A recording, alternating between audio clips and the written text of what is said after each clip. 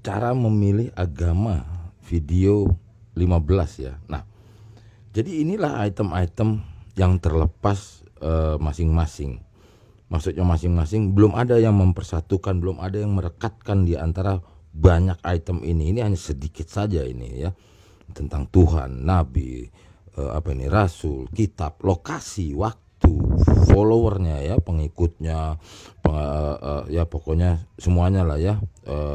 Orang yang percayanya ya, siapa yang mengamalkannya dan lain-lain, ajarannya dan lain-lain. Nah, inilah yang dikatakan di video sebelumnya, bahwa inilah barang lepas yang dapat diartikan oleh setiap orang. Ibaratnya 1000 orang kumpul, ada 1003 kali pendapat, begitu, lebihan daripada orangnya, kan begitu yang terjadi. Nah, di dalam hal-hal semacam ini pun kan diperlukan pengantar untuk mendelivernya. Apa itu? Ya bahasa apapun digunakan. Silakan mau sebut Tuhannya, nanti mau digunakan bahasa apa cari sendiri itu di kamus atau pakai bahasa asing itu, bahasa negeri sana, bahasa bangsa itu, bahasa etnis itu, silahkan ya. Ada yang mengatakan ini nabinya pakai bahasa apa, rasulnya, kitabnya mau pakai bahasa apa nih, buku ini ya kan. Lokasi ya, lokus, ada waktu, ada tempus. Lokus tempus ini penting supaya ngerti nanti pada fase berikutnya. Di situ ada pembuktian dia mapak ke bumi enggak nih, kisah ini nih, kisah sebuah perjalanan iman ini ya. Nah, ada pengikutnya, ada penganutnya, ada pengamalnya ya toh. Ada segalanya di situ ya kan. Ada ajarannya kan, doktrin, yang dibilang doktrin, ketentuan, aturan dan lain-lain. Nah, posisi yang tanpa disadari adalah posisi per individu ini. Nah, per individu ini melihat barang ini dulu ya, secara terlepas, digabungkanlah semua ini di dalam benaknya sendiri. Ini mulai kita mengkritisinya. Di dalam pikirannya sendiri, per individu, perorangan, tentang hal yang banyak ini, 1001 macam lah ibaratnya begitu. Tentang Tuhan, dia mau menguraikan Tuhan menurut di otaknya begitu ya. Tentang nabi apa sih, siapa sih, panggilannya apa sih, namanya apa sih, pakai bahasa ini wajib bahasa A, oh enggak bisa, itu mesti pakai bahasa B ya, teruslah begitu terus ya. Tentang juga ini buku, kitab, ntar ada yang menggunakan, oh ini kitab suci, oh ini pakai bahasa ini, nah terus saja tuh begitu. Lokasi juga, waktu nih. Nah, ini yang biasanya ngawur nih, ntar ada lokasinya yang di sini ya kan, L-nya L1 dengan barang yang sama ada di lokasi 2, ada di lokasi 3. Nah, ini kan mulai kelucuannya di sini mulai keluar gitu kan. Ya enggak? Lokasi terus juga waktunya. Nanti ada satu sosok ya kan, satu sosok tahun berapa, seolah-olah dia sejaman dengan orang yang ini, dengan tokoh agama ini satu zaman. Nah, itu jadi lokus tempus namanya. Di sini nanti ada pembuktian dari seluruh disiplin ilmu ya, dari ilmu sejarah ya, arkeolog juga, bahkan ilmu bumi, ilmu alam ya, ilmu apa aja nanti ada, termasuk ilmu medis loh, ilmu kedokteran ya, segalanya nanti dapat pembuktian di sini. Oleh karena itu ini masih fase boleh bohong, boleh suuzon, boleh fitnah, boleh apapun, masih di situ fasenya ya kan. Boleh menghakimi, boleh apapun dalam fase ini. Nah, dengan adanya merasa tadi ini, dia yang lebih paham gini-gini, satu persatu diwadahi oleh di kepalanya doang. Nah, yang ada terjadi di suatu komunitas, di suatu pihak, ini yang orang banyak ini, mau bilang orangnya jutaan kayak puluhan juta, ratusan juta, mereka bersatu tanpa ada ikatan, namun ada persamaan di dalam benaknya.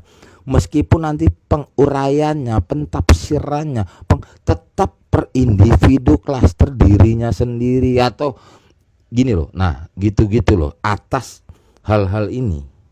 Oke. Ini satu sisi. Nah, di sisi lain ini adalah suatu wadah. Gitu, suatu wadah yang dikatakan agama, silakanlah namanya apaan. Memang idealnya dari 3 suku kata gitu kan. 3 gitu ya. Apa aja lah gitu. Ini masih fase di situ soalnya ya. Nih. Nah, ini dimasukin dulu nih semua nih, ke dalam ini. Ke dalam lembaga ini, nanti dikuatkan oleh statusnya, dikuatkan oleh posisinya tentang lembaga ini dan segalanya. Nah, ini namanya bagi orang per individu, ini namanya otak, brain di dalam pikirannya sendiri aja. Mikir-mikir, ya kan, dikotak-katik di dalam pikirannya. Nah, ini dia sistem yang ini. Nah, ini enggak. Ini digodok kebersamaan dengan referensi wawasan apa gitu loh ya, oleh para ahlinya, oleh para yang mengerti, yang paham, bahkan ada yang sejaman dengan item-item ini. Di sini dia tempatnya gitu ya, dengan mengatasnamakan gitu, on behalf gitu loh, mengatasnamakan sesuatu wadah ini, yaitu agama apa terserah, mau sebut pakai bahasa apa, language apa terserah ya. Posisi ini di sini sudah mulai nampak perbedaannya, menyuarakan akal item ini dengan sistem per individu. Oke, dibilang enggak ada yang namanya individu. Oke, 1000 individu pasti ada item yang sama juga. Namun di antara per individu ini memiliki kesamaan bukan karena kesepakatan, tapi karena katakanlah kayak kebetulan, atau lu kok lu sama pikiran lu sama gue, kok tafsiran lu sama gue. Di sini jatuhnya rasanya sama gitu. Kalau yang di sini kenapa bisa sama? Karena digodok bersama atas kesepakatan, maka keluarlah ajaran itu dari ini klaster ini gitu loh. Tahu ya bedanya gitu loh. Ya ini nanti dilanjut ya. Jadi ini nanti posisinya, atau saya persingkat aja, ini nanti melahirkan yang namanya kultus. Ini nanti yang melahirkan namanya hierarkis gitu loh, mempunyai otoritasnya, mempunyai juridiksinya gitu. Ini sebetulnya di antara mereka saja mungkin ada yang lebih heboh, lebih apa, oh dia aja deh jadi leader kita gitu. Posisi ini itulah namanya kultus. Jadi istilahnya kalau nanti tokohnya nih dianggap yang udah nih satu orang yang ini aja gitu ya, dianggap lebih besar ini karena dia lebih banyak persamaannya. Misalnya dia kalau udah 1000 ya dia udah ada 700 persamaan kepada si ini, sininya ada 100 persamaan, di sininya ada 150 persamaan. Jadi dianggap ini lebih paham di antara mereka. Namun caranya mereka hanya mengkultuskan sosok individu lagi. Jadi para individu mengkultuskan individu satu di antaranya. Tapi pada saat nanti hal-hal yang pemikirannya, pemahamannya, penguraiannya tidak terpaham, dia juga mulai mundur mengkultuskannya. Ibaratnya ntar juga redup nih, atau kasarnya gini deh, ini orang yang dikultus ini kalau mati redup nih, komunitas beginian redup gitu, karena pendapatnya akan hal ini keluar daripada pendapat individu. Ini pendapat wadah keluar. Ini nanti leadernya yang sistem hierarkis itu, lo mau mati kek, lo mau diganti kek, mau apa, nggak masalah, karena sistem yang berjalan gitu loh, keorganisasian yang berjalan di situ.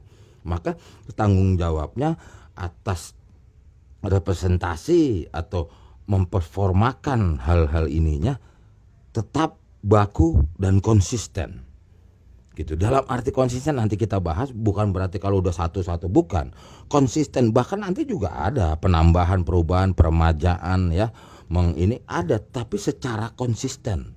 Nah ini juga suka salah paham nih artian kata konsisten gitu loh. Ya contoh-contoh ini masalah konsisten yang paling sering saya dapati di antara tengah masyarakat. Kalau dia ada sesuatu A, misalnya gini deh ya, konsisten katanya. Oh kamu nasihat ya, nasihat. Oh kamu mesti konsisten jadi orang. Konsisten dalam hal apanya? Atau kita ambil contoh ringan. Ini ada makanan misalnya nasi goreng. Oh gue paling suka nasi goreng. Pokoknya sampai kapan gue paling suka deh nasi goreng katanya. Betul. Apakah harus konsisten dengan nasi goreng? Di sini orang salah. Yang konsisten adalah harus makan. Manusia membutuhkan makan. Jadi konsistennya harus makan. Atau mau lebih detailnya harus makan nasi. Gua kalau nggak makan nasi rasa lemes, rasa nggak enak. Makan nasi bukan wajib konsisten ke nasi gorengnya. Paham maksudnya? Gitu loh. Nah, nanti kalau dikatakan di dalam hierarkis ini konsisten, nanti ada yang mau ngecibir mau apa, itu buktinya berubah. Betul. Berubah. Tapi mereka konsisten untuk menggodok bersama, menganalisa bersama, bukan pendapat per individu, tetapi dalam wadah itu kekonsistenannya di situ. Artinya kenapa? Konsisten untuk berubah, konsisten untuk peremajaan, konsisten untuk mereview. Dia punya regulasi, rule dan lain sebagainya. Di situ.